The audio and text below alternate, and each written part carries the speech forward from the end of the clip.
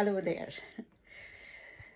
বাংলাদেশের রাজনীতির উৎসব আগামী কাল হবে তার নির্ধারণ।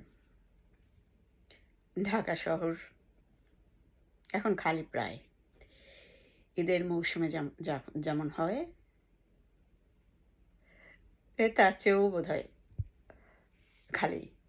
দুই একটা রিক্সা গাড়ি নাকি দেখা যায়, মানুষজন রাস্তায় একদমই দেখা যায় না।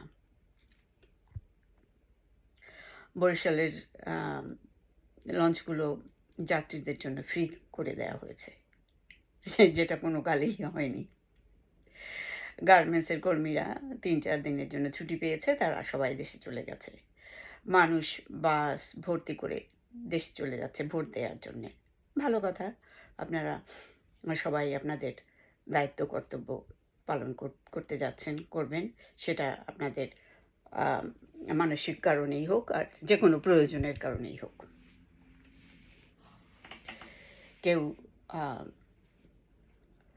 হয়তো ভোট দেবেন বিএনপিতে, কেউ কেউ বলছেন আমি বিএনপিতে এই কারণে ভোট দেবো বিকজ বিএনপি দেশীয় একটা সংগঠন, এরা কোথাও যাবে না।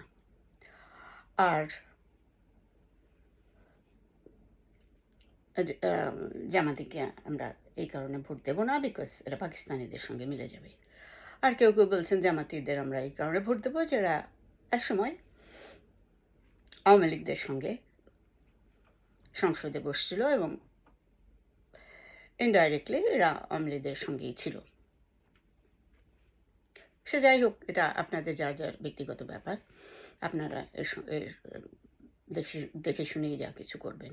তারপর রইল যেটা রেফারেন্ডাম হ্যাঁ এবং না ভোটের ব্যাপার, সেটাও আপনারা কেউ কেউ বলছেন বিচার ব্যবস্থা স্বাধীন হবে, উচ্চকক্ষ নিম্নকক্ষ হবে, এছাড়া অন্যান্য যাবতীয় জিনিস। আবার কেউ কেউ বলছেন সেই জন্য আমরা হ্যাঁ ভোট দেবো, আবার না ভোট দেবো এই কারণে যে এগুলো সংসদ বসার পরে হওয়া উচিত ছিল। যার যার ব্যাপার, আপনারা বুঝে শুনেই যা কিছু করবেন। জানি না আপনারা মানে আমাদের অধিকাংশ লোকজন যারা গ্রামে আছেন তারা কতখানি এগুলো বুঝছেন বা বুঝেছেন। যেটা আগেও আমরা দেখেছি, এগুলো নিয়ে আর বলার কিছুই নাই। কিন্তু একটা মজার ঘটনা ঘটলো কি, আমি জানি আমাকে এই আজকে এই ইয়েটা করতে হলো। সেটা হচ্ছে যে কিছুক্ষণ আগে আমি আমার এক আত্মীয়ের সঙ্গে কথা বলছিলাম, তো উনি ওনার একজনের বাসায় একজন গারো সম্প্রদায়ের একজন গৃহপরিচারিকা বহু বছর পর্যন্ত কাজ করছে। তো সে এখন কান্নাকাটি করছে, দেশে যাবে। কেন? যে সে প্রতি বছর নির্বাচনের সময় তারা প্রত্যেকেই একটা করে তাদেরকে যারা সিলেক্ট হতো এমপিতে বা এমপি হওয়ার জন্য যারা নির্বাচন করতো, তারা তাদেরকে একটা করে শাড়ি দিত আর 500 টাকা দিত। নাম বলবো না, যে যাই হোক। তো প্রতি বছরই তারা এটা পেত, প্রতি নির্বাচনের সময় তারা পেত। তো এখন এই বছর তারা বিকাশে নাকি এই সময় এখন 1000 টাকা করে বিকাশে ট্রান্সফার করা হচ্ছে। তো এখন সেই টাকাটা তারা পাচ্ছে কি না ঠিক মতো, সেজন্য সে বাড়ি যেতে চাচ্ছে। এখন বাড়ি যাওয়ার জন্য তার 3000 টাকা খরচ হবে। এখন সে কান্নাকাটি করছে যে এই 3000 টাকা খরচ করে সে এখন 1000 টাকা পাওয়ার জন্য সে কেন সেখানে যাবে, এবং তার লোকজনরা সেই টাকাটা ঠিক মতো পাচ্ছে কিনা। এখন নির্বাচনটা কোন জায়গায় যেয়ে পৌঁছেছে আমি জানি না। কারো কাছে এটা, অনেকেই এটা নিয়ে কত রকম যুক্তিতর্ক করছে, কারো কাছে কত রকম সংকট, ধর্ম সংকট, কত কিছু ব্যাপার হয়ে দাঁড়িয়েছে। যাই হোক, আপনারা যা কিছুই করেন না কেন, আপনারা সব কিছু বিবেচনা করেই করবেন।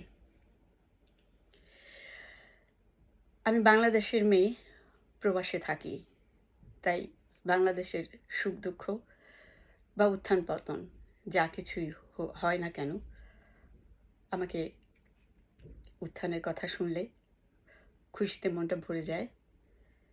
কোনো কষ্টের কথা শুনলে বা কোনো কিছু হলে মনটা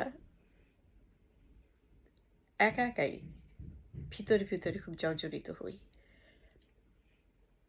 যখন উত্থানের কথা শুনি কারো মুখে বা বাইরের লোকদের মুখে, বিদেশিদের মুখে শুনলে গৌরবে মনটা ভরে যায়। বাসায় এসে একা একা বা অথবা যখন সন্তানদের সাথে কথা বলি, আত্মীয়স্বজনদের সঙ্গে কথা বলি অকারণেই কত কথা বলে ফেলি। সে যাই হোক, যতই বলি ভাববো না, কিন্তু তারপরও ভাবনা এসেই যায়। মাটির টান অন্য জিনিস। সেটা যতই যারা আপনারা দেশে থাকেন তারা হয়তো আমাদের কথাটা বুঝতে পারবেন না। কিন্তু আমি যেটা আজকে বলতে যাচ্ছি সেটা হচ্ছে কালকের ইলেকশনে যা কিছুই হোক না কেন, আপনাদের পক্ষে ভোট আসুক, আপনাদের বিপক্ষে ভোট আসুক, কিন্তু দয়া করে আপনারা সংঘর্ষে লিপ্ত হবেন না। দয়া করে আপনারা কোনো মায়ের বুক খালি করতে যাবেন না।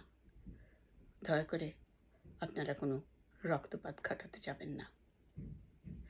ধন্যবাদ।